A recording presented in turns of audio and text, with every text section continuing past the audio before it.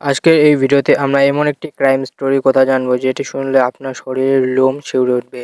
কথাটি হচ্ছে হরিদ্বারে, যেখানে একটি মা এবং একটি মেয়ে, তার মা তাকে সেই মেয়েটিকে দিয়ে তার বয়ফ্রেন্ডকে দিয়ে সেক্স করায় এবং এই কেসটি অনেক লজ্জাতমূলক, যেখানে আপনারা এই কেসটি কথা শুনলে আপনিও চমকে যাবেন।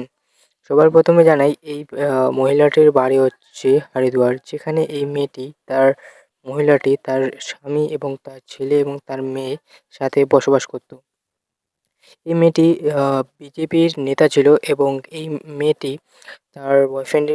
তার স্বামীর সাথে একদমই মিল ছিল না এবং বিয়ের কয়েক বছর পর তারা ডিভোর্স নেয়।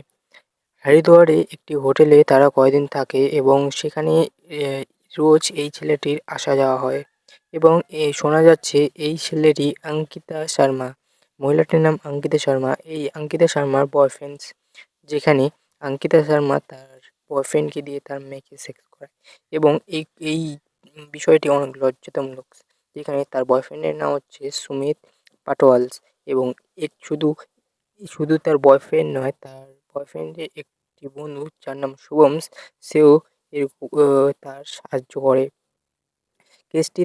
মেয়েটি একদিন তার বাবাকে দেখিয়ে সবকিছু বলে এবং কেসটি সেখান থেকেই শুরু হয় এবং পরে গিয়ে এই কেসটি অনেক জটিল হয়ে ওঠে, যেখানে হরিদ্বারের মতন জায়গায় এইসব পবিত্র জায়গায় এরকম ঘটনা ঘটে, সেখানে মানুষ কীভাবে ঠিক থাকতে পারে।